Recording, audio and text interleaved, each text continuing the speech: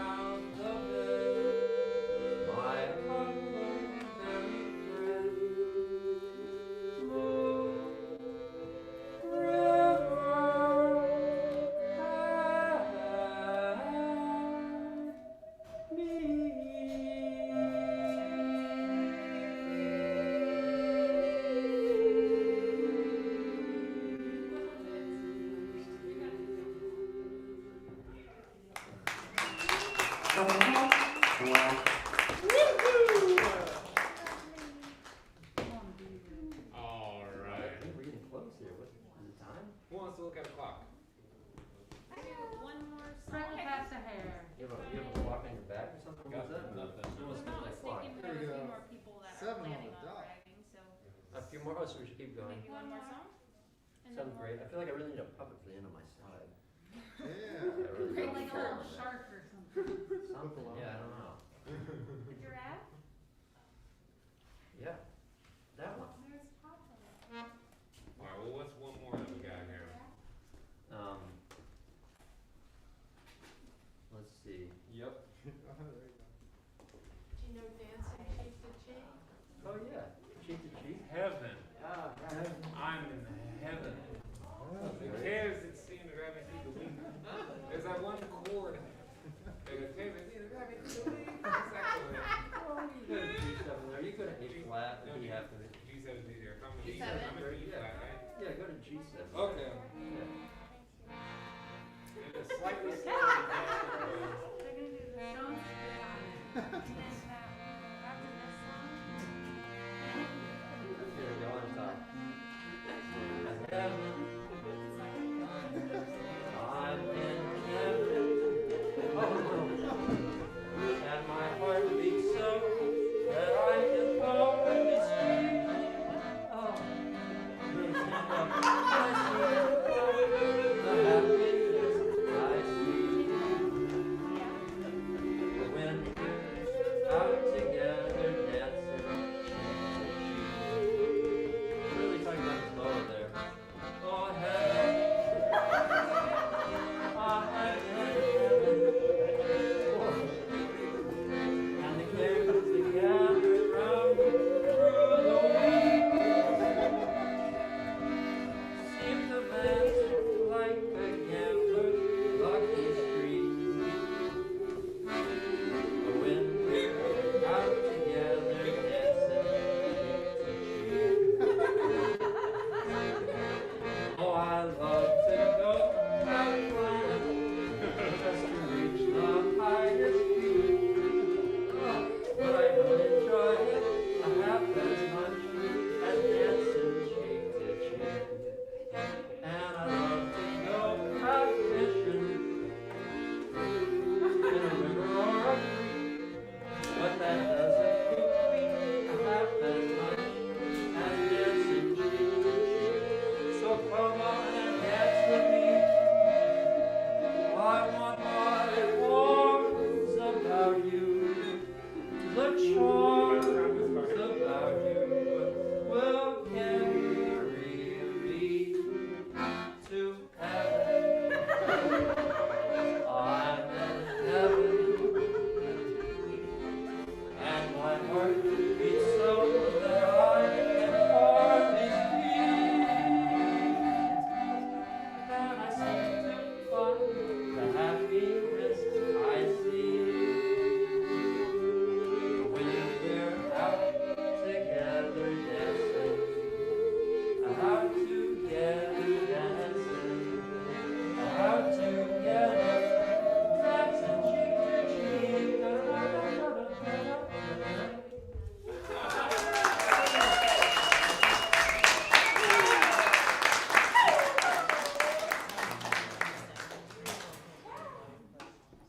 Was it that time? Yeah. That time? Who's in charge around here? It's man? time. I've declared myself in charge. What is time? Now. Man. Okay, thank you all for coming. Let's give ourselves a round of applause. Maybe shake out some wiggles here. You guys get out some wiggles. That's our little bit of things going on. Just shake them out here for about 30 seconds. We're just going to get ourselves ready. You can do it too. You can do your toesies while you're sitting in your seat.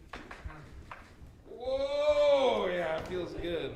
And do Okay, some yeah. vocal warm-ups. Oh yeah, we're going to start low and then we're going to go high.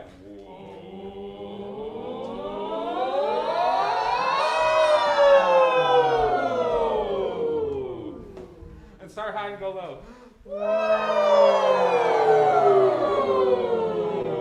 And go back up. Go back up really fast. All right. We're going to do some stuff here, and we're going to get ourselves started with a special friend of ours, Oh yeah. whose name is, I don't know if I'm at liberty to announce the name of this next performer because sometimes I get it wrong. Why don't you tell us what your performance name is? we have Crystal here. A very original ribbon dance, accompanied by musical trio? What? Musical trio. Trio. Trio.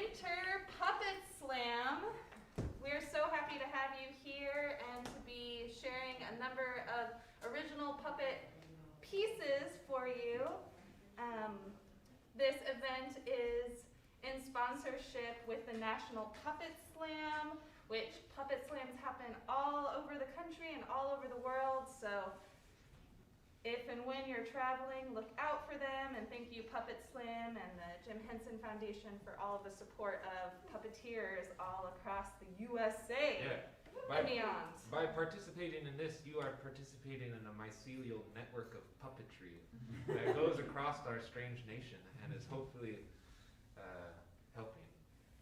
And you know, every day we're all performing in various aspects of puppetry. I know for one, my phone is probably my favorite puppet friend. All the time, we're utilizing it for all sorts of imaginary, wonderful worlds that stream to us from all over the place. So hello, virtual streamers. You too are a puppet. Camera, thank you. And the music and everything. So yeah, here and we are. a couple shout outs here. Everybody helped put this on. There's a number of folks. I'm going to try and name them all off, and we're going to give them a round of applause. And shout out a name if I'm getting it off here. So we got Katie Belknap in the house. She's been helping out. We got James Zeller, who was there playing some trombone and set up a lot of this. We have the wonderful Natalie Williams. And Rory was down there helping cook some dinner for the folks. We have people helping with doors. Who's Catherine was on the doors. I saw Jake come in and making everything feel fancy and smooth. Yeah. In the Way to go, kind of Jake. past. And I know Ella. Alex came early to help us some sound stuff. So Thanks, thank Alex. you. Ella Holiday also came in with some wonderful food for performance and help, so thanks for the support that way. And so as you can see, we got 3 different stages here tonight. We're going to bounce it around, and each of our performance groups is going to do 2 different pieces. So you're about to see 6 pieces of puppetry. Woo! And that's what's going to go down. We're going to start it off. My name's Daniel. This is Taylor. We're the Cowtown Serenaders. And that, There are. we got Sean over here, and there might even be a mulligan next to him. I don't know, hidden behind the table. Sean Shadows, if you will. And then we have Isaac Bluefoot and the better half, the only half of Kinetic Paranormal Society here tonight, who's going to be performing. So Isaac, Richards. Okay. Any other housekeeping stuff? Anybody have any questions? Any burning things they need to say before we get started here? We have the bathrooms in the back corner. We have 2 exits up front and to the side. There's a wonderful room of local arts made from artists utilizing the sanctuary, studio artists, friends. So you can see like 5 tables of art made in Humboldt County. So please do check it out. And if anything speaks to you, there will be a merch area where you can take things home with you. Buy it and take it home. Okay. Awesome. Thank you all so much for coming. I really appreciate it. Really do. And we're Yeah. going to get it started. We're going to get it started with a piece that introduces itself. Okay. Let's see. Oh, we're out of juice. Give me some juice on that power strip back there. Let you cut down Serenator. Yeah, let's see. Yeah. Electrified. Hey, T, Oh yeah. that power strip on the thing. On.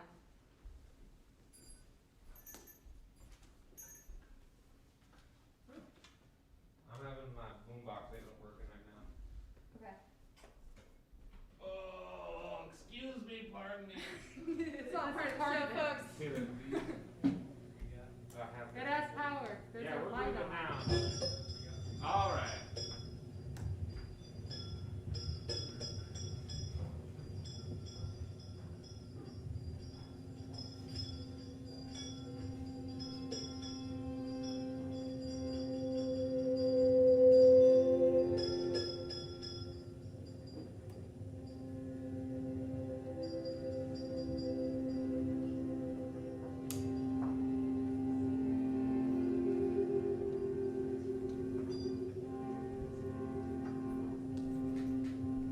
The story of River and how he learned the meaning of the season.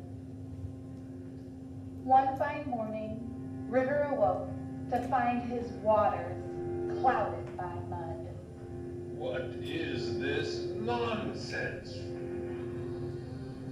River huffed and puffed. Just the other day, my waters were clear and beautiful, and now they are so full of dirt. Where are the cheerful swimmers and the lazy boats? I can't see a thing in this grime and glow. And River let his rapids rip and roar so that others might notice his anger. Dear river, what troubles you so? The trees nearby had heard River as he huffed and puffed and ripped and roared. The trees, being so full of life and compassion, wanted to help their frustrated friend. My waters are so full of dirt. My banks have turned into mud. And the children who used to play on my shore just the other day have departed. What cruel trick of fate is this? Why, river, summer can't last forever. Just look at our leaves as they change colors and then fade away. Today is fall. Well, this was as good and as reasonable of an explanation as River could have hoped for. No one can expect the seasons to stop, for that would be against the ways of the weaver, who rules over land and sea. The ways of the weaver were never questioned. They were truth itself. Contented, River fell into a deep sleep.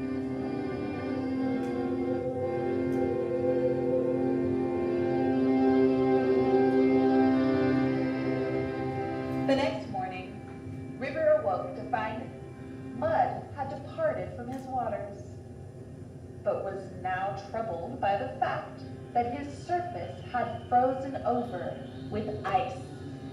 What is this new trickery? River boomed and fumed. Just the other day, my waters were strewn with the golden brown leaves of my friends the trees. And a warm wind gently shook my waters. Now everything is frozen over and become as if dead.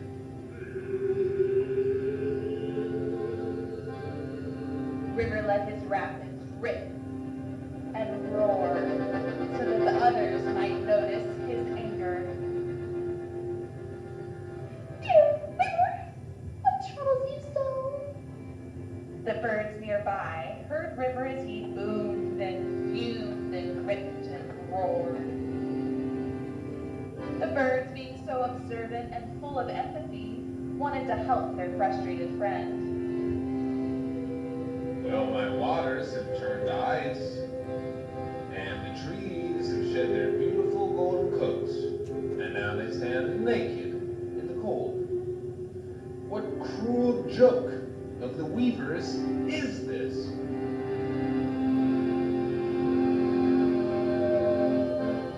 Why, River? No joke at all. I was not made to last. See how all our brothers and sisters have departed? See how we too fly south? Today, it is winter. Now a more reasonable explanation could not have been given, but somehow it did not put River at much ease.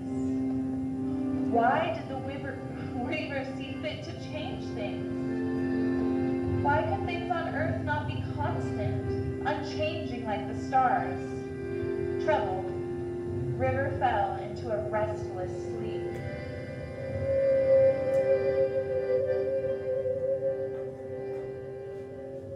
The next morning, River awoke to find the ice had melted, but was now troubled by the fact that from the sky fell a constant rain, and his waters had flooded the shore.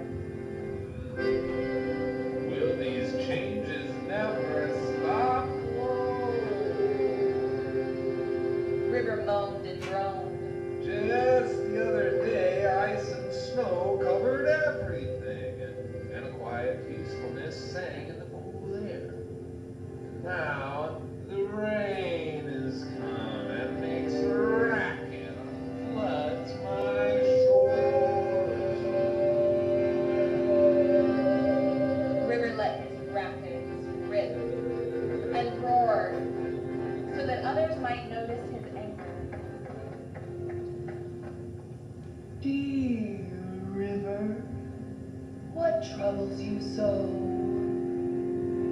The flowers nearby heard River as he moaned and groaned and ripped and roared.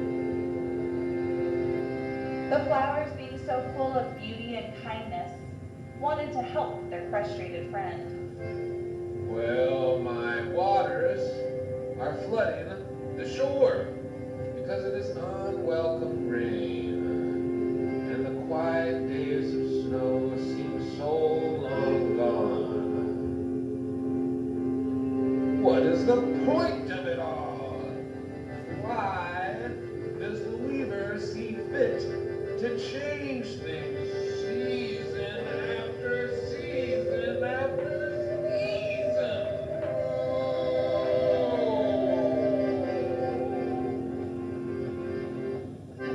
At this, the birds and the trees and the flowers fell quiet.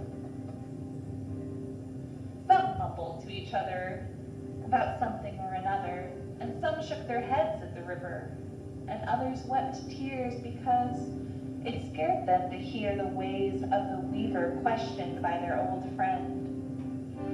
For a few tense moments, no one spoke up to respond to River's questions. Just when it seemed that they too would settle into the soil, unanswered, a delicate voice arose.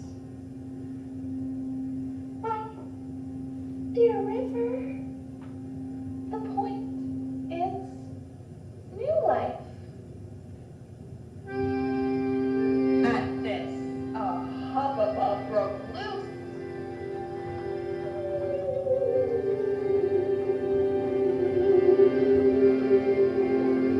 The flowers tipped their petals, and the trees bent their branches, and the birds cocked their beaks, all trying to see the little creature who had dared to speak up. River ripped and roared louder than ever before.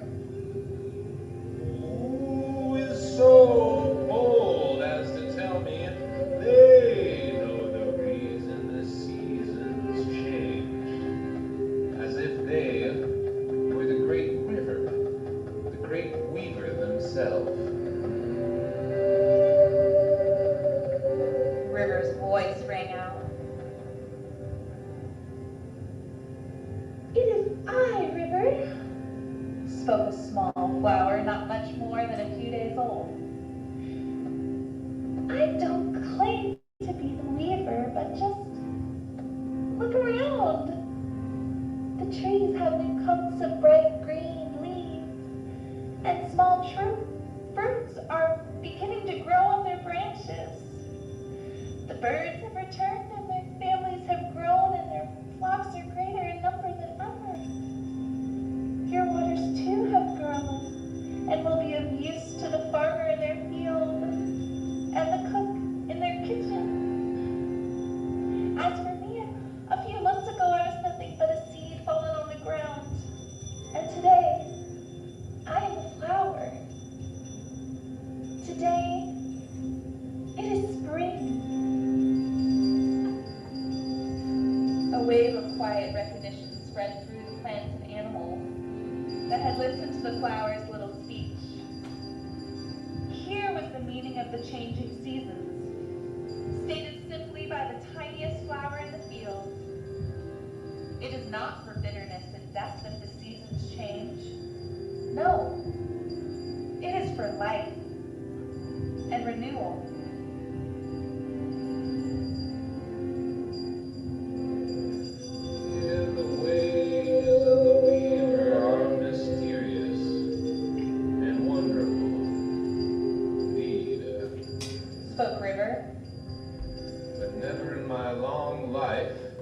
Have I spoken to someone who sees things so clearly? Thank you, little flower. You have opened my eyes today. With that, River rolled into a sound and fitful sleep.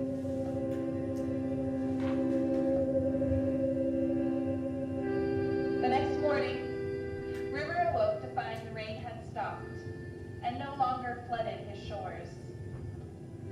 Instead, he saw the soft sand sprinkled with umbrellas and beach towels. He felt the tickle of kayak paddles and of children splashing in his waters. The sun was out. The birds were chirping.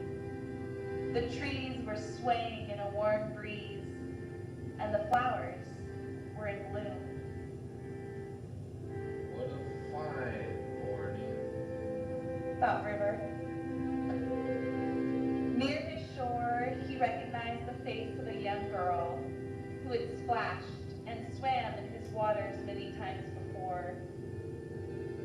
Though now as he looked closer, River realized that she was no longer a child, that she had grown into a woman, and that she was carrying a baby in her arms, not more than a few days old.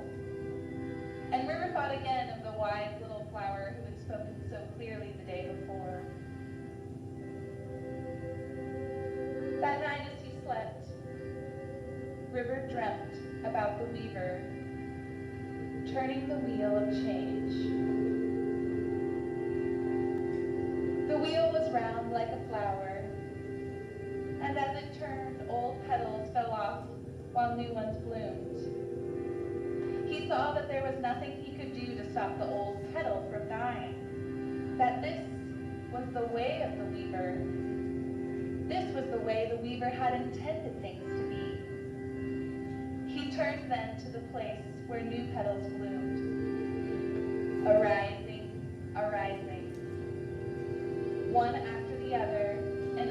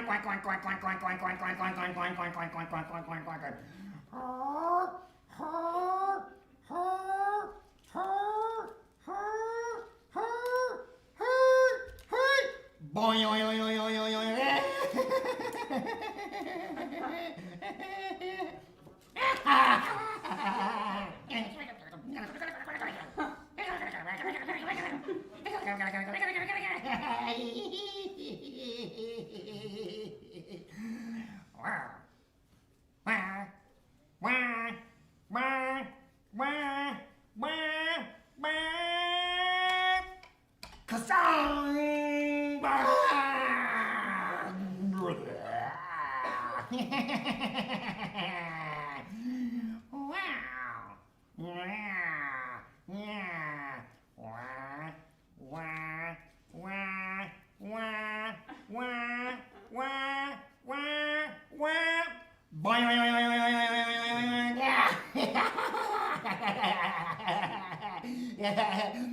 boing, boing, boing, boing, boing, boing, boing, boing, boing, boing.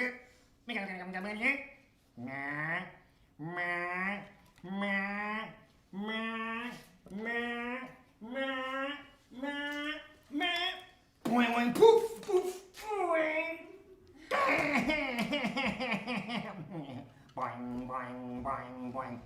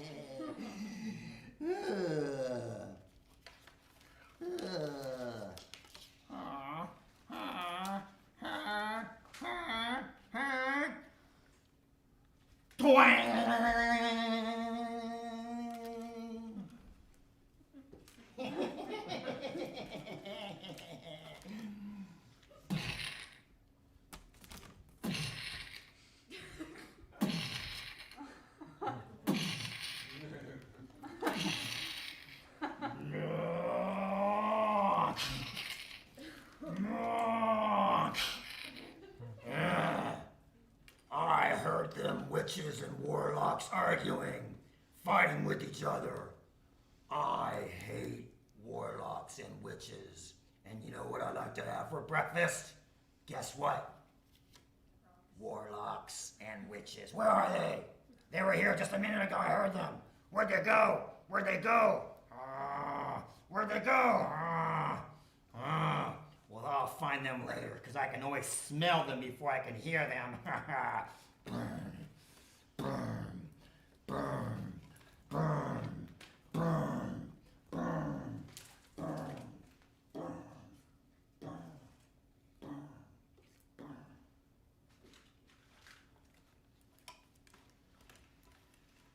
Poof! Hey, poof! Hey, give me 5.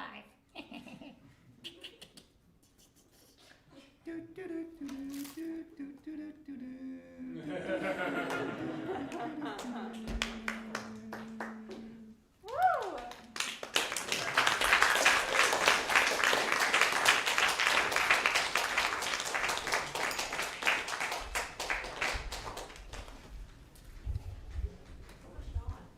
Frappuccino for Sally.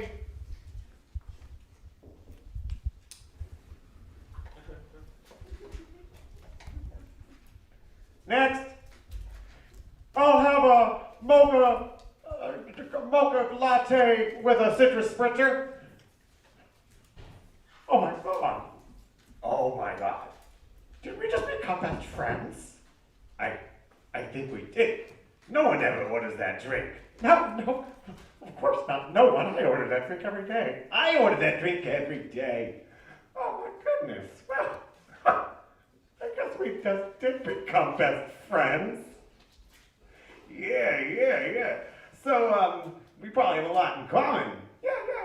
Oh, see, you tell me. Yeah? Do you happen to have 2 holes in the front of your head that you look through? Oh! You are kidding me! Hold on, my arm. It's twisted. Hold on, let me cover that. Oh, you're kidding me! I do! Tell me. You ever, have, a whiff of something just blow right up your face and you smell it? OMG. All the time! That's why I drink the mocha latte citrus spritzer. Yeah, me too. Hey, tell me, you ever eat stuff through your mouth? Ah! Jim, I do. Did you poop it out your butt when you're done? Oh my God! We had so much in common. Wow. Yeah. So how's the year going? Oh, it's rough, you know. Yeah, me too. Ever since that bioweapon. What? The bioweapon. You know, the one they're keeping us all in our houses from? Yeah.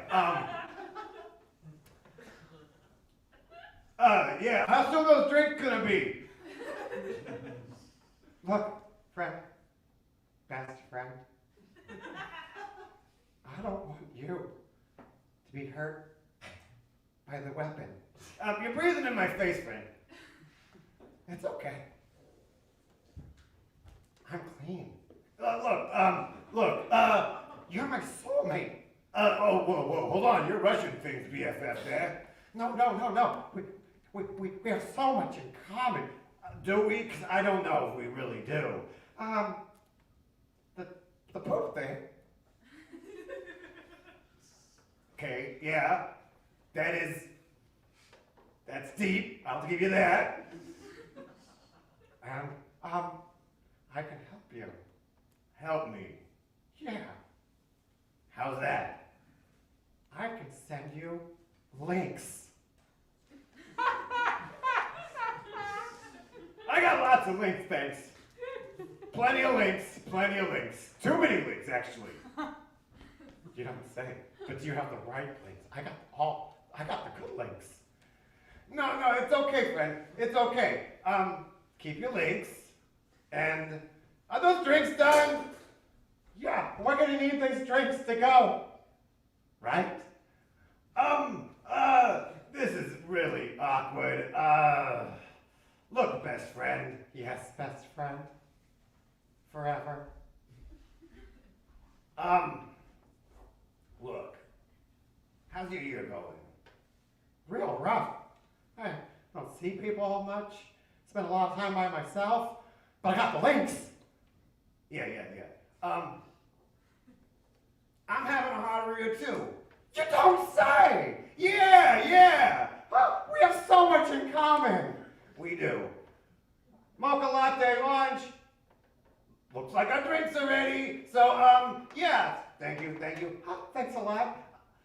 So, so I guess I'll be seeing you around when we... Yeah. Actually, I'm really busy. What? Yeah, I don't know if I'll have much time to hang out. I gotta find those links. Oh, okay then. So, I guess, see you here next time? I try to go to different baristas every time. Gotta watch out. Otherwise they start putting in your drink. Now, look, okay, friend. Look, yeah, good to meet you. And yeah. BFF forever! Yeah! Forever. Oh, man. I can get you some really good links.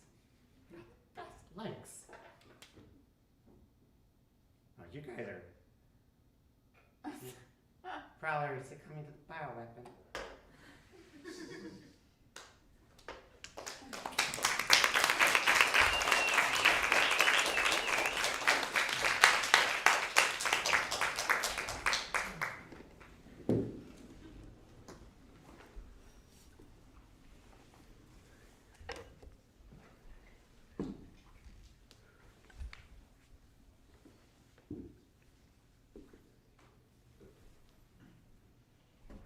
I'm gonna borrow this chair here.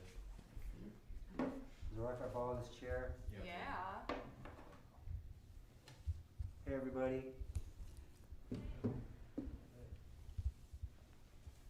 What? Hey. I gotta take this off because I'm gonna tell a story. Originally, I had another puppet show, but I couldn't find it because it's been 2 years since I've done shadow puppet shows. But this story is called "You Have 10 Minutes." I used to live at the Circus Emporium. I don't know if anyone knows that. It's Shea Freelove owns this house. He has a Circus Emporium, and he has his older friend is named Bobby Reynolds, and Bobby Reynolds used to be the West Coast sideshow master. He had the biggest sideshow thing on the West Coast, and had it for many years. And he had this huge collection of sideshow displays, like the two-headed goose and four-legged cows and hairy women and bearded man and bearded woman, and he had all kinds of weird stuff. But Bobby Reynolds was going to come visit him, and Bobby Reynolds is probably about 75 years old. And so the first day I met him, I come walking up, and Bobby Reynolds comes out, and he's like, "Hey, can you make me some Punch and Judy puppets?" And I'm like, "Yeah," because I'm a wood carver, you know? And he goes, "Well, I'll commission you to make the Punch and Judy puppets." I had no idea. I know about Punch and Judy, but I had no idea what Punch and Judy was about. And if anyone knows what Punch and Judy is about, it's been around for about 2,000 years, starting with the Romans, Puncello, and Puncello the Punch. And Punch has like a hunchback, and it's really kind of brutal puppetry. And there's a character, there's an alligator, and there's a dog, and there's a cop, and there's a death, and there's a devil. And so this is Punch. And I made him for Bobby. Bobby was going to pay me $500 to make these puppets. I was like, sure, I'll do that. So this is Punch, and I used a poster for because there's so many versions of Punch and Judy, but I had this old poster. And I was like, I'm going to make it just like that. So that's what the poster looked like. I made the costumes for him, and I carved it out of redwood. And so I was thinking, like, because in the old days, Punch and Judy was part of the sideshows. They would always be part of the sideshows, and they usually last about 10 minutes long. And they're really quick, fast paced, and Punch is like Trump. He's like a total just monster, you know. In fact, I call this guy Trumps, you know. And this is Judy. And Judy has this terrible look on her face because she always has to deal with Punch, or Trumps, as you might say it. And on the poster, this is the face that she had. And so she's pretty terrified, you know. I use like doll hair. She has nice hair. And I tried making the dress, but I couldn't do it. I had to pay a seamstress to make me the dress because I couldn't pull the dress off. I wanted it to look really good. It has an apron. Let me turn around. She's around the wrong way. She has an apron and little frilly things in the back and a hat. I've had the bonnet. And I like to collect things from thrift stores. And so I had these components, and I was like, oh, I know it perfect. I know this doll hair and this hat and this grimacing face. And then there's the alligator. Well, the whole time, Bobby's saying, yeah, I'm going to do a Punch and Judy show for this event in Hollywood. And I'm like, oh, cool. You know, there's this place called the Magic Castle in Hollywood.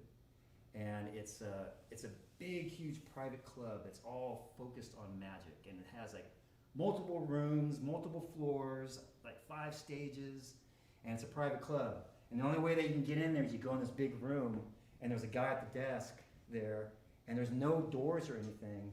And once you give the secret password, the bookcase opens up. Oh, there's an owl right there. There's an owl, and the eyes look. You go up to the owl and you say, let me in. And the eyes light up, and the door slides open, and all of a sudden you're in this big, huge hallway with all these theaters and rooms, and so I thought, oh, cool, we're gonna, wow, this is gonna be great, because Bobby said, yeah, and when I'm done with the puppet show, I'm gonna donate the puppets to the Magic Castle, and we're gonna put it in a display case. So I'm like, wow, this is great,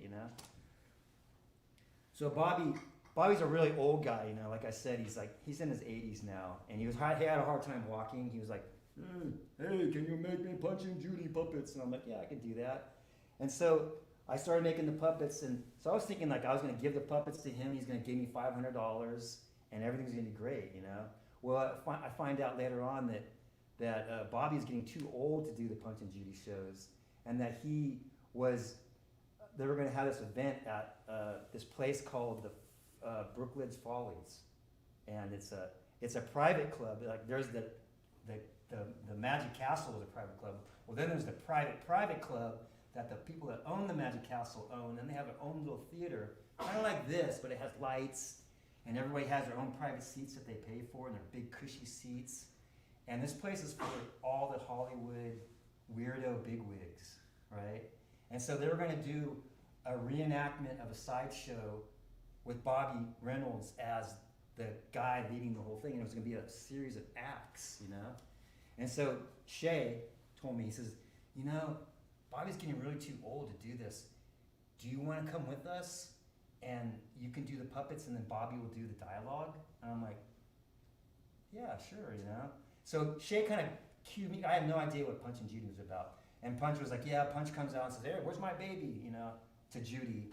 And bring my baby to me. She has a baby. She's like, I don't want to bring the baby to you because you can always hurt it. Oh, no, bring me my baby. Bring me my baby. And Punch uses a swazzle. A swazzle is a thing that is like a little metal thing that fits in the back of your throat. And the Punch performer wears it, and when Punch talks, he goes, hey, that's what it sounds like. So we actually found some swazzles. Bobby Reynolds kept saying, oh, you just get a couple dimes and you go down the railroad tracks and you lay them on the railroad tracks, and the railroad tracks smash them down when the train goes over, and then you get some tape and you tape them together and it works. It's great. And we're like, Bobby, that's like a big deal. Let's just go buy some swazzles. So Shay finally found this guy in Chicago that made swazzles. He contacted him. He sent us 2 swazzles. And I tried it. I put it in the back. It has to go in the very back of your throat. And you actually tie a little string to it and tie it to your pocket button in case you swallow it. And you can pull it back out, or you can let it do its route and get it later. And he says, oh yeah, I've done that several times. You just clean it off and it's fine. And I was just like, okay. So he gave me a swazzle, and then he and Bobby had a swazzle. And Bobby showed me how to do it. And I tried using it, and I was like, this is really weird, man. This thing is like teetering on the back of my throat, and it's really hard to talk to it. And it sounds like this. It's like a kazoo, but it's a little bit more high-pitched. So Shay goes, hey, once you come with us, you do the puppets, and Bobby will do the dialogue. And I'm like, okay. And then we'll pay you when we're done, because we're gonna bring these big circus banners and hang them up at the Brookledge Follies and try to sell them to the patrons. And these are all Hollywood people. I couldn't even tell you who was there, but I did meet some pretty weird. I met the original Ronald McDonald, and this woman named Firebug Lady. She was this little midget lady that did burlesque shows. And I met John Pendragon, who I had no idea who he was. He's like a world-renowned illusionist. So I'm just hanging out with these guys drinking whiskey, and oh, what do you do? I'm an illusionist. Oh, what's your name? John Pendragon. Later on, I found out that he's one of the best illusionists in the world. And I'm hanging out with this other character and this other. I had no idea who these people were, right? And so we go there the day before. So I'm thinking we're going to show up at the Magic Castle, right? We wind up in this neighborhood, and I'm like, well, what are we doing here? He goes, oh, this is where the show's at. I'm like, oh, we're not going to go to the Magic Castle. And he's like, no, it's going to be here at the Brookledge Follies. And I'm like, oh, okay, this is cool, because I was kind of nervous because I had never done Punch and Judy before. I made the puppets, but I had never done them. I hadn't even played with them, A little bit I played with them, but really, I didn't really practice with them. So we were there for a day and a half, and at one point I'm hanging out, because we had to take turns taking care of Bobby, because he could barely walk. So someone had to be with Bobby so he didn't fall down the stairs or something. So at one point, Shay goes, hey, why don't you go hang out with Bobby? Maybe you can work on your show together. I'm like, oh, cool. Okay. So I go upstairs. I'm like, hey, so Bobby, like, what are we going to do on our show? And he's like, I could tell he was like, I could tell he's old. He's like, He goes, well, Punch comes out and says, where's my baby? And Judy comes out and oh, it'll be fine. You'll be fine. We'll just, you're good at improvising, right? I'm like, yeah. He's like, you'll do fine. Just keep it under 10 minutes. I'm like, okay, 10 minutes. So, but what are you going to say? He goes, oh, don't worry about it. You just improvise. It'll be great. It'll be great. And I'm like, okay. So that night, that day, we're setting up. And there was like a little theater like this, right? And I'm setting up my stage. And Bobby's getting dressed up in this really nice black tuxedos, but he forgot his belt. So we're all walking around looking for a belt, and someone found a white rope. So he ties a white rope around his belly, and I'm thinking like, man, the dude's totally decked out, and he has a white rope, like tying his whole thing together, this white string, So he sits down over here in this chair, and people are starting to come in, these big bright lights are shining on us, so I can't really see what's going on, but the place is filling up.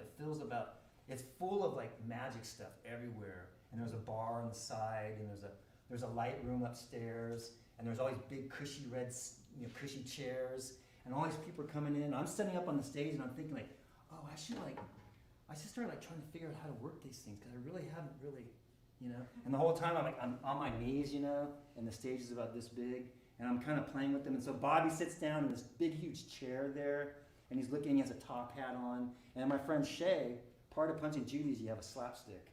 That's where the term slapstick came from, is when Punch goes, he likes to hit people. And when he hits people, you have a slapstick. He goes, so Shay is over here in his chair, right? And Bobby's sitting over here, and people are starting to come in, and all of a sudden I realized that the show is about to start. And like no one said anything to me. I was just sitting there, and Bobby's sitting over here, and Shay's sitting over here, and the lights are getting brighter, and the place gets totally packed with people. People are standing in the back. And lights shine on Bobby, and Bobby kind of is like, oh, welcome, welcome. I'm glad everyone came here today. And today we're going to see a great puppeteer do a Punch and Judy show.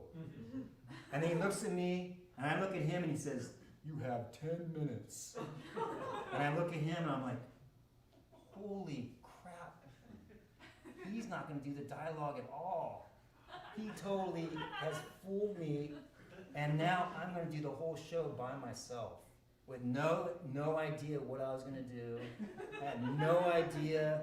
I looked at Bobby, but I couldn't say anything because I'm on the stage. I couldn't say anything. Like, I wanted to say, what the, Bobby, like, I don't know what I'm doing. He goes, and he's going to do a great show. And he looked at me again. He goes, you have 10 minutes. And I was just like, holy shit. So I poked Punch's head out. And I said, now, Bobby, I thought you were going to do the show with me.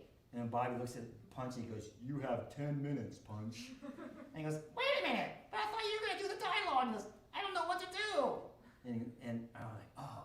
And I went right into it. I was like, Judy, where's my baby? And the people in the audience were all, like, the woman that runs it, she starts yelling, we want violence! And I'm like, oh my God. And so I went through this whole thing. Because his heads come off, they fall off. And so when Punch would hit them, because Punch has a stick here, so it's a popsicle stick, right? But that's his stick, right?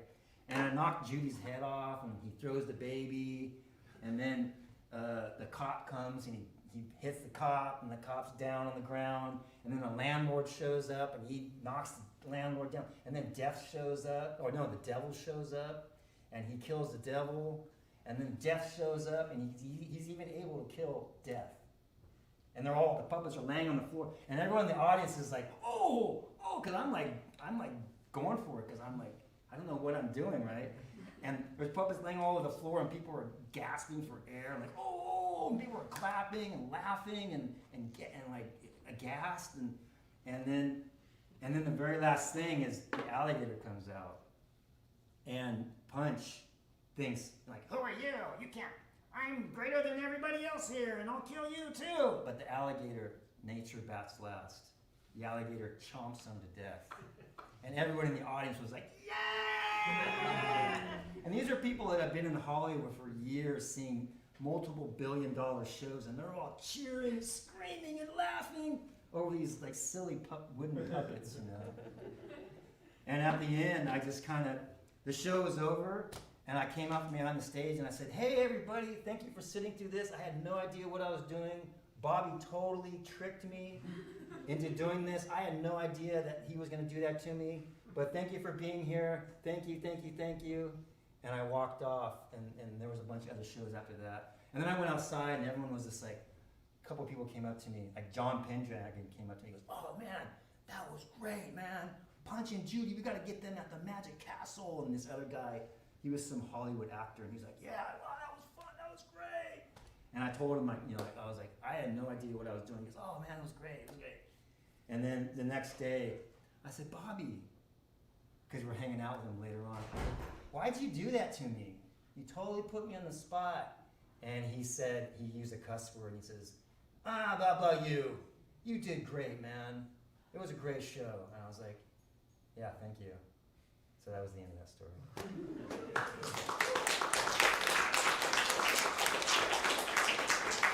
So I have to end it with, you have 10 minutes. All right, well, we're about to arrive. Oh, you got one more over there. There's two more shows. Sorry. All right. Before we begin, everyone should make sure they're in the right class. This is Fairies 101. Please check your schedules. I'll give you a minute to clear out if you've come to the wrong class. I am your professor, Bartleby Knee-High. I am from the Kinetic Paranormal Society. I'm a paranormal investigator and a metaphysicist. Welcome, welcome. Sure. Y'all are trying to butter me up for a good grade. Most of my classes don't apply for me. Wow, okay. Throwing me off, a little off the game right now. Hold on, whoa. Okay. Wow, A pluses for everyone. No, kidding. I have to make you believe you're not getting an A plus yet. Okay. So you've come to Fairies 101. I'm your professor. I'm a metaphysicist. I work for the Kinetic Paranormal Society. It's a self-employment deal. I pay me nothing. So welcome, and I hope my teacher's assistant. I have a teacher's assistant, TA. Are you there, TA? Oh, yes. Yes, TA. Everyone has to get their syllabus. We have your syllabus. This is a 1.618039 unit class. You can repeat it, but it goes down in increments each time. So, I'll wait till you all have your syllabuses and we'll just go over some basic things. You will not need a pencil or paper for this class besides your syllabus. If you want to get the bonus points, you're going to need a smartphone or smarts enough to outthink your phone. Okay, is everyone getting their syllabi? My vision is very bad. These eyes are plastic. All right. You really want those A pluses? Butter me up. Okay, here we go. So, to begin, fairy or fairy or fairy or fairy or fairy are all really completely arbitrary to the fairy. Because fairies really don't care about things like words and specifics in those ways for their own business. So, go ahead and spell it any way you like. You will not be graded down for such. Your A plus still is holding. All right. Okay, let's begin. So, fairy spotting is a very specific thing you can do. It's often done in nature. I highly recommend you get out into nature for your fairy spotting.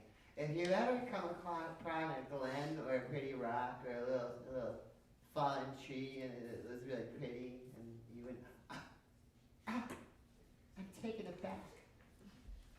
That's because you saw fairies.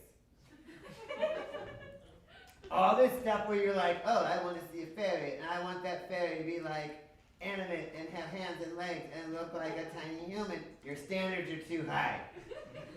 This goes for miracles too. If none of you have seen any miracles yet, your standards are way too high. I mean, like, have you tried food? Okay? So, once again, fairies, they're all over the place. Sometimes fairies are attracted to people. Often, because they can't do anything on their own. They don't have hands. They need your hands. So they're very, very much interested in building relationships with you. So, that would move us on to our next subject, fairies and feelings. Just like you come upon a glen and you go, oh, I'm taken aback. All emotions are pretty much working under the same premise. Held up my arm. Thank you. Same premise as emotions and feelings as going, oh, the glen of like, you know, you're going down the street and you're like, Cupid's arrow, ba-dow! You're done. You don't know why. You can't stop. You're like, well, I think I want to be around that person, even if it's a destructive habit to try. You know? Did I hit a tender soreness out? Everyone's quiet. They're like, oh, whoa, yeah, too real. Okay, well, yes, all of your feelings are manipulated by fairies. That is a very awkward subject to have to confront. You're just an observer in that little meat vessel of yours, so enjoy it best you can. Sorry about the hormones. I don't have those. So, moving on, friendship with fairies. You can cultivate friendships with fairies by being ridiculous. Just a little bit off key. They like humor. Don't go too far off key or you will lose your relationship with the humans. This is very important. Follow the details in this very, very specific lecture. Okay, so your friends can be fairies. That's where you get all your good ideas from. All the ideas that everyone ever thought of was only because they were willing to listen to a fairy long enough to take down the idea and bring it to the world for the other humans in a way that didn't turn other humans off.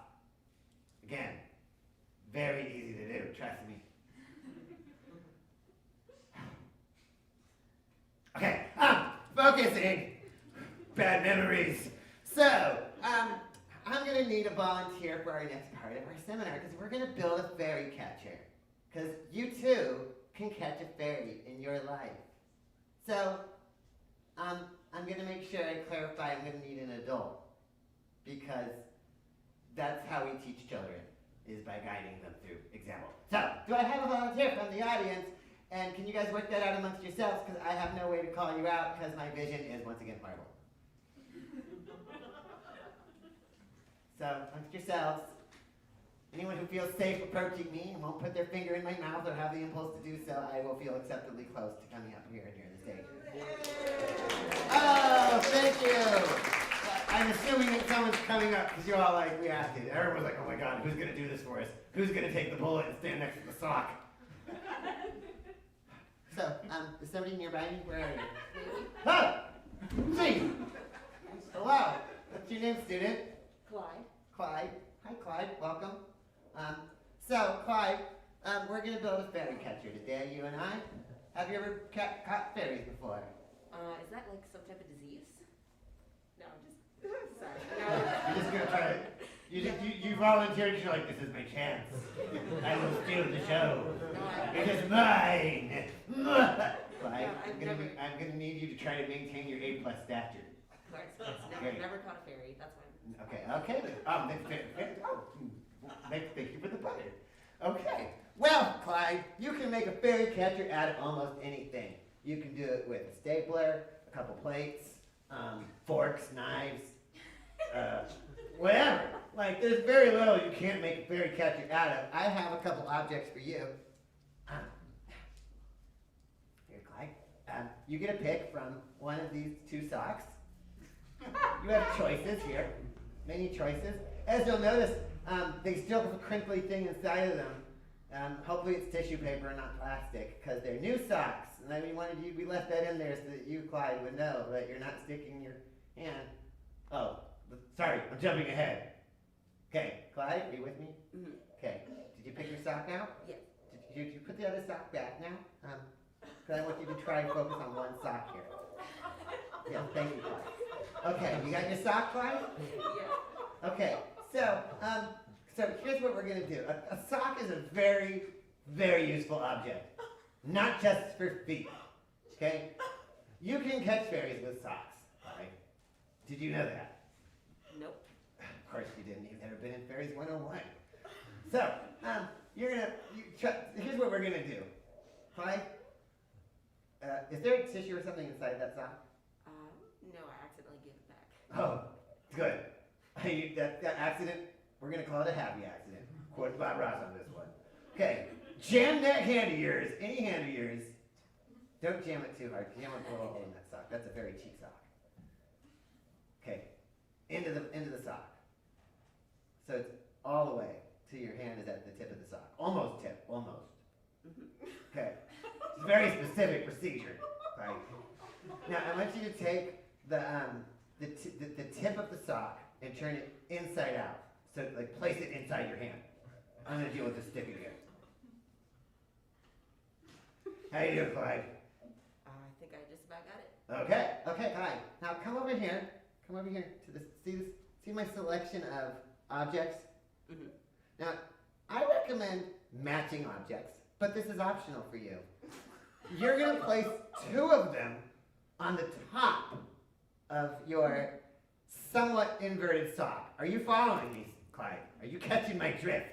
I am catching your drift. Okay, you know that you're at a puppet slam. I am aware. Okay. Only slightly. Yeah, that's a meta commentary right there, because we're really at Fairies 101. This is school. Okay. I hope you class are not taking too many notes. That would probably distract from what's going on. Clyde, Yes. have you picked your objects? Yes. Are they on the sock? Confirmed. Okay, now I need you to look really deep into those eyes. And I'm talking really deep. We're like, are you looking deep? Yeah, I'm doing some soul searching. Are we talking like Wachowski's deep or James Cameron? Like, is this like freshman year philosophy class, or are we like 30,000 leagues under the sea? Okay, you're going deep, right? Now I need you to reach so deep into those beautiful eyes that you placed on top of that sock / fairy catcher / puppet, and give it a voice.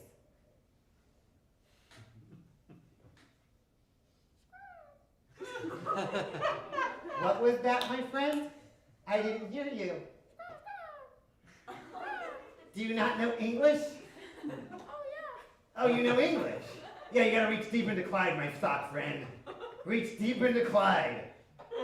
And pull that fairy into this world. Do it, Clyde! Can you feel the fairy, Clyde? No, I'm not asking Clyde, I'm asking the sock. Well, friend, speak! We got a very nervous fairy here, folks. We have caught a very nervous fairy. Yes! Thank you, Clyde, you did it. Yeah, I'll let you keep the sock and commemorative object. Right. That was amazing! Clyde did it! A fairy was caught in front of all your eyes. That's how they're real they are. They're everywhere. They're talking to you through your footwear. Stuff gets real fast. So, that's my segue to talk about Christmas. Because, speaking of fairies, did you know that the fairy of anonymous giving is usually called Santa Claus? Any gift that you don't take credit for, there goes the arm. Any gift you don't take credit for is a gift from Santa. Or, you know, if no one's saying, I gave that, it's a gift from Santa. So, Santa's real. Don't let anyone tell you otherwise. Okay? You guys don't let those people boss you around with, I'm a realist. I'm not a pessimist. I'm a realist. You're a downer is what you are. So yeah, I just want to say, I usually do a Christmas show every year. Christmas show. I'm doing it every year. And then this pandemic happens. No Christmas shows. Nope. But I'm just going to jump straight to the moral. There's 12 days. Don't believe the hype. It's a bunch of propaganda that there's one day because I want you to get back to work. There's 12 days. Okay? Starts on the 25th, Don't go for the baloney that it ends on the 25th. Keep that tree up. Keep those lights up. Throw my head on the ground. I mean it. This is important. 12 days. Merry Christmas. Okay, I'm going to grab my hat, and then we're going to go do our next segue, because, oh my God, I've been living in a basket for almost 2 years. This is insane. You'd think that my life is given to me because my puppeteer is like, I will give you life. No. No. My life is because of you guys. Because someone leaves me in a basket until there's a show. So you guys are the ones breathing life into me. Keep that in mind. Hold on, let me get the stick back on. Professor Knee-High, Yeah, what's going on? is this gonna be our final? I hope not. I didn't study. So, let's be real. I've been living in a basket. Bit of a basket case, you could say. Just like the rest of you. We have a lot in common right now. And my friend, who I would say shan't be named, but his name is Isaac, and he leaves me in a basket. He spends his time writing a book now. He thinks he's an author. So, he wants you to have his book for free, because he's been telling it like a campsite story for like 15 years, and he's like, I'm just gonna do it. I'm gonna write the unauthorized biography of Clark Kent. That's gonna happen.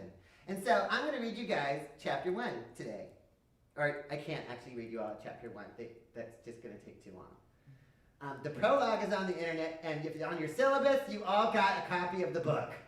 So, if you have Android or you have iPhone, if you have iPhone, I'm sorry. iPhone has not approved this yet.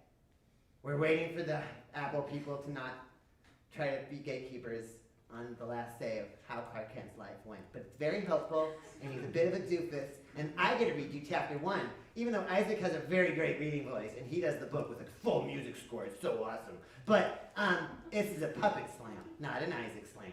So he doesn't get to come out and read you his book, which he's been doing a lot of, and it's going to be so awesome. It comes out in February, but you guys get to listen to the prologue once you figure out how to use your phones and your apps.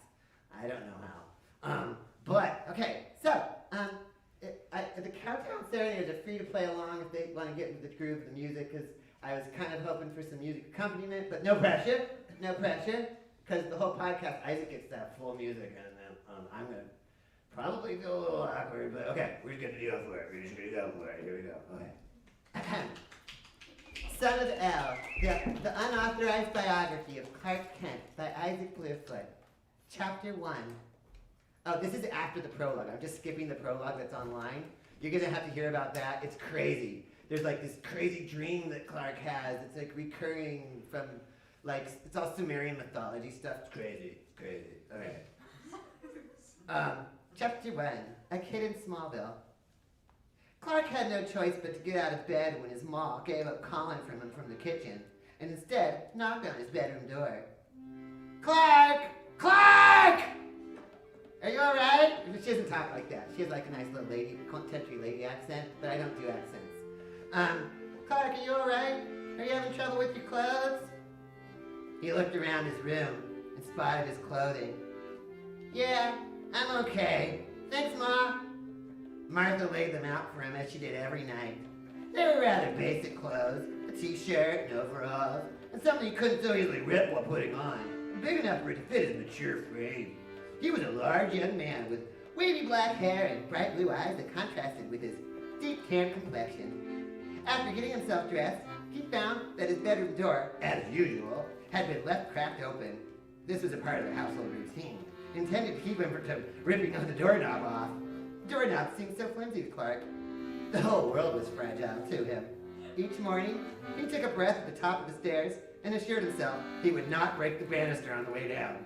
Yeah, it had been a long time since he'd broken it, and though he didn't necessarily need to hold on to it to get down the stairs, he kept up the practice to prove to himself that he was capable of this simple task.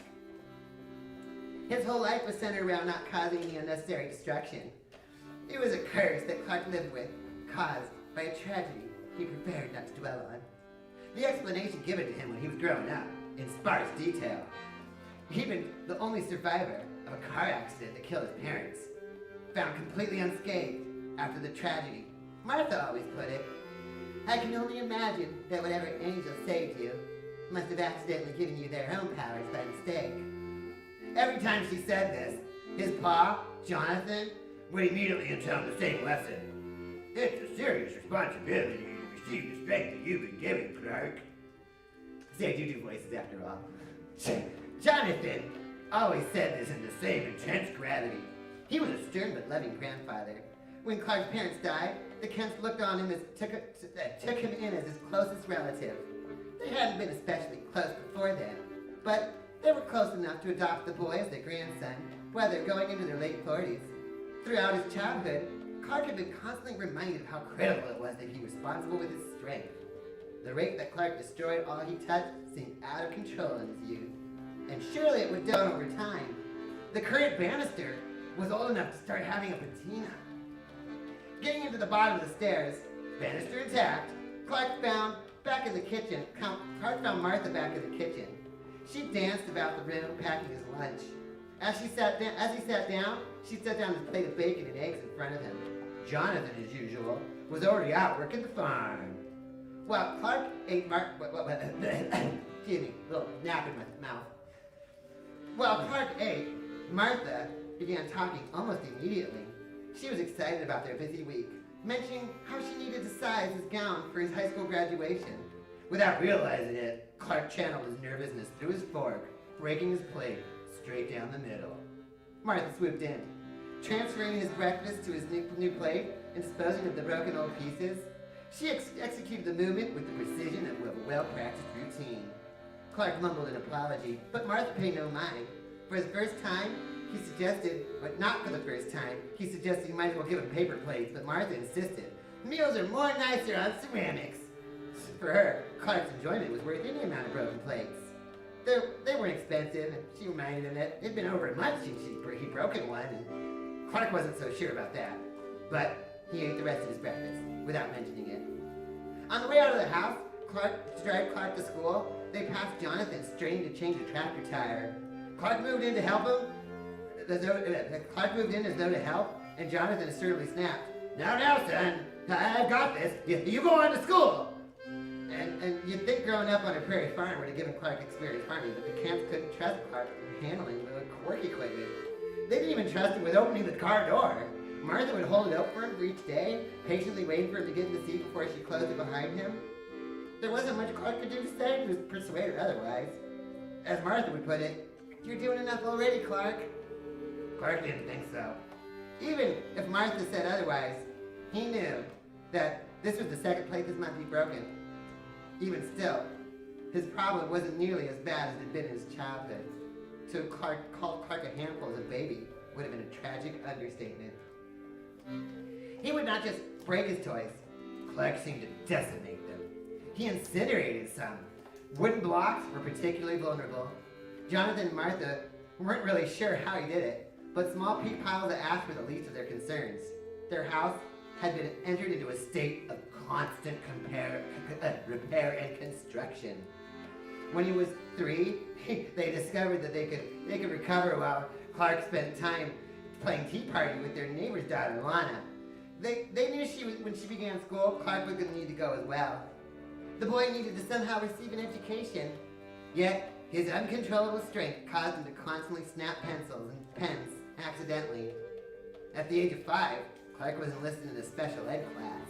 There he was provided with writing assistance devices like dictation recorders and a special durable keyboard that withstood his touch.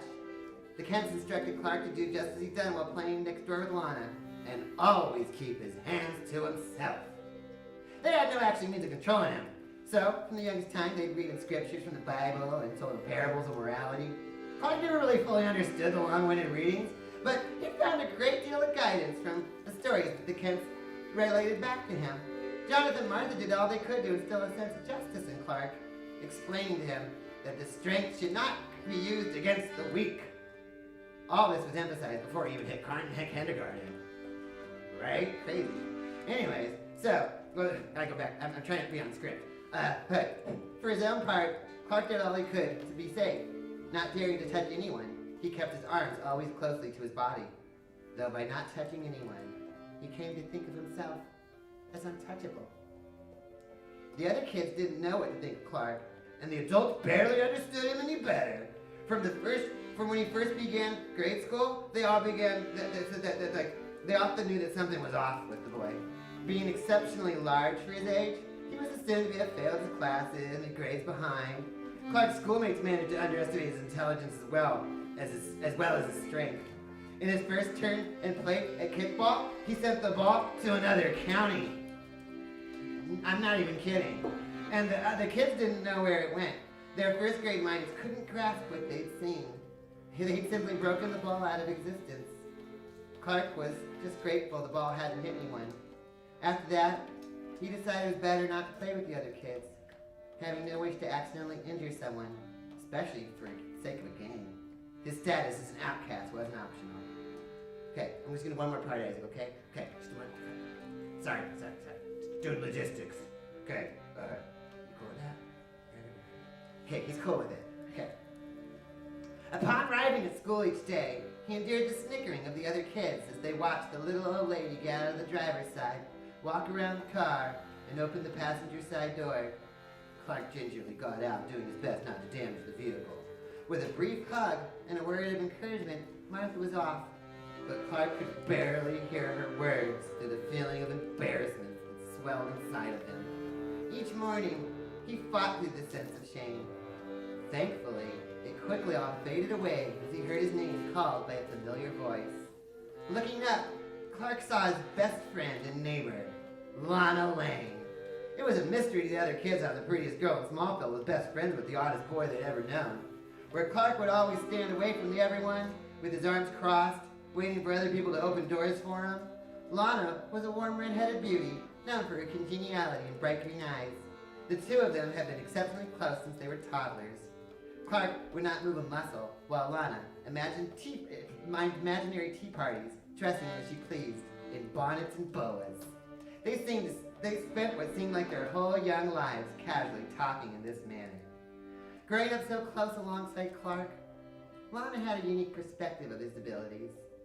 They had discussed it a bit, though she'd seen it for herself more than one time.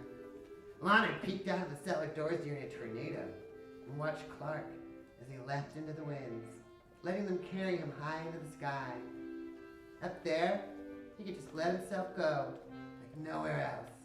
He smashed through storm debris as though it were nothing at all. This was one of the few places he could unleash his strength in a fragile world.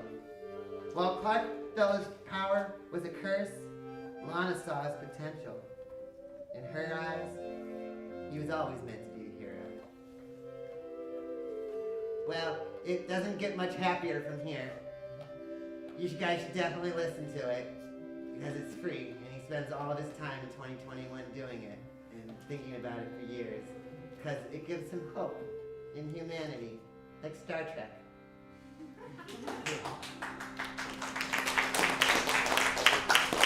Thank you. Let's all hope iTunes gives it a pass, right? Okay, I'm Bartleby Knee-High. You guys all get an A+! Not just because you clapped for me, but mostly because you clapped for me. Good night. All right, we're going to do one more piece now. That's for real. And we really appreciate everybody hanging out and enjoying it. We appreciate all the performers. And this last piece we're doing is something that we first cooked up like about 4 years ago as part of a longer performance of a story our friend Allison Kinney wrote.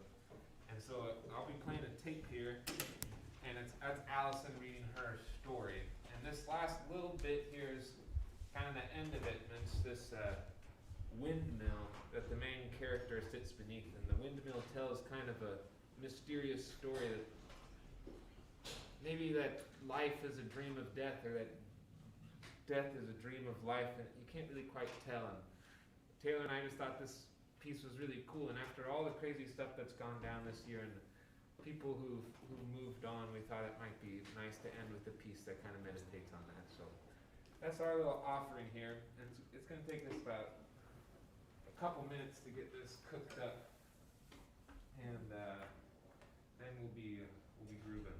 How you doing back there, T? Doing great. Okay, okay.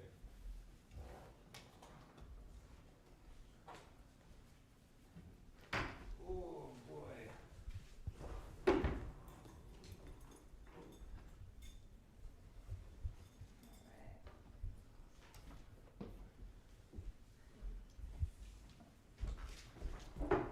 Okay, you get on your side, I'll get on mine.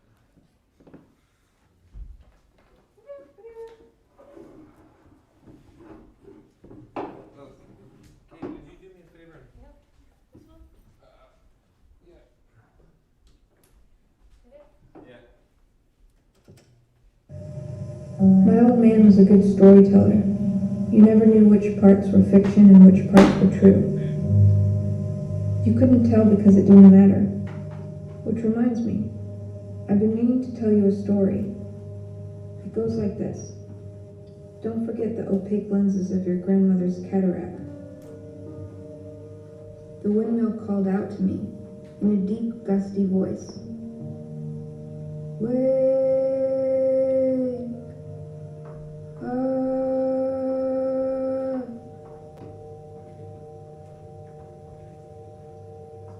And I said, I am awake. But when I said it, I realized I hadn't been awake, not at all. I had just come out of a spell of blackness. How long had I been there? Ugh, I said. It was then that the giant windmill to the east told me his story. He said, I will tell you this story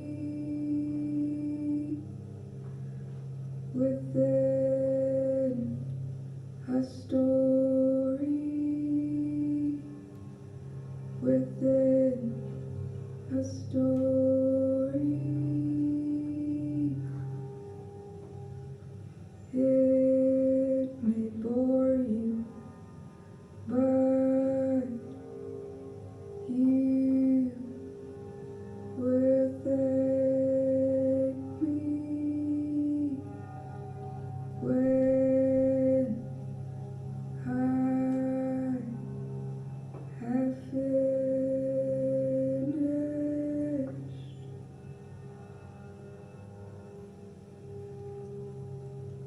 The giant windmill spoke very slowly, so slowly in fact that it was not particularly easy to understand him. His words were covered in stretch marks and blurred by an underlying wind whoosh. One must listen very closely to make sense of a windmill, so that's what I did. And I did it for a very long time.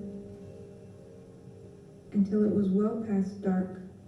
I had eaten all my sack lunches, and I had to get going so that I could find the workers' barracks before I got too tired to stand. The windmill called out his story in gusts, and I swallowed it in guzzles. The one who sits here beneath my great oars, the one who sits to eat his lunch in peace 3 times over on a journey to see his love amongst the sunflowers. The one who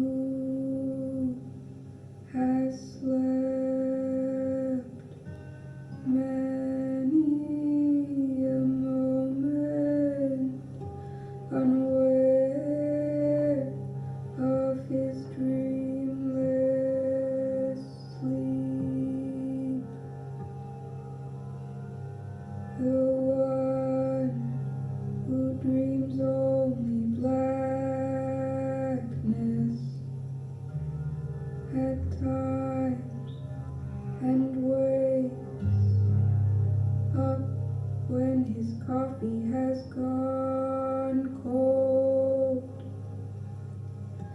has lived a dream called death.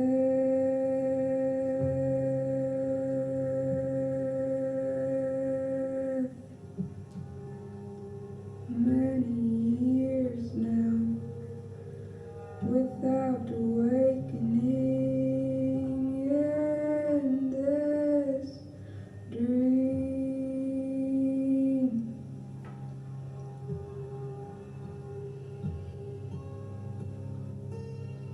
He has gone on living, dreaming as if he were not dreaming death, as if he were dreaming life. He who dreams life during death leaves behind the great humor that manifests in death's dream yard. He who dreams life during death begins to die again, because the living must always die, and so he who stands before me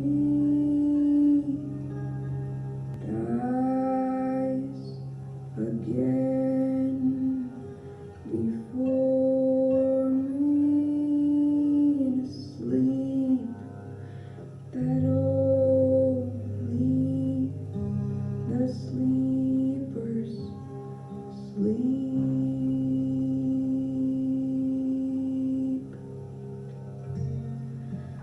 A dreamless sleep of blackness,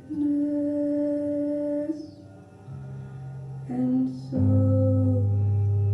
I call to him, wake up, and I say furthermore, you're dead, God damn it, and isn't it nice to know it?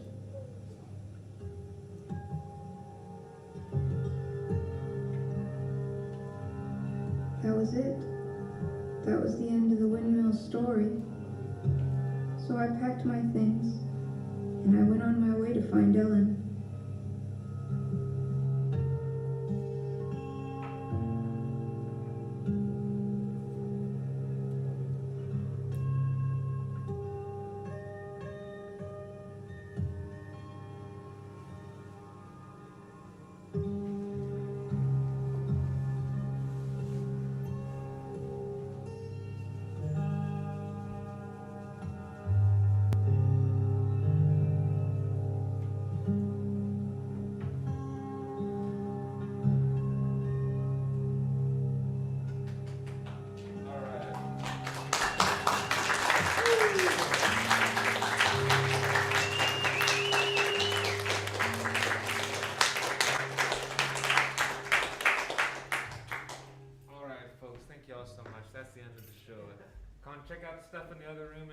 let you know there's going to be another show here tomorrow night. This one's more of the dance and feel-good party times variety, where you can kind of do that thing with your feet, where you step back and forth in rhythm. And James Zeller's going to be playing with his trio, and I'm going to be playing with a group called the Blueberry Hill Boogie Band, which includes Alex back there on the soundboard, who's going to be up here playing some drums and stuff. So if you guys want to do another round here tomorrow night, that's going to be going down. Anybody else got any cool stuff they want to say? I can have the other sock. Oh, good. And just another round of applause for all the performers and the helpers today.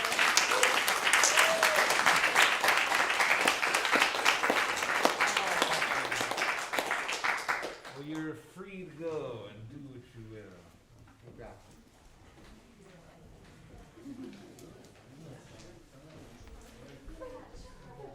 I dropped your sock flies down there. You hang it up on the puppet stage for me.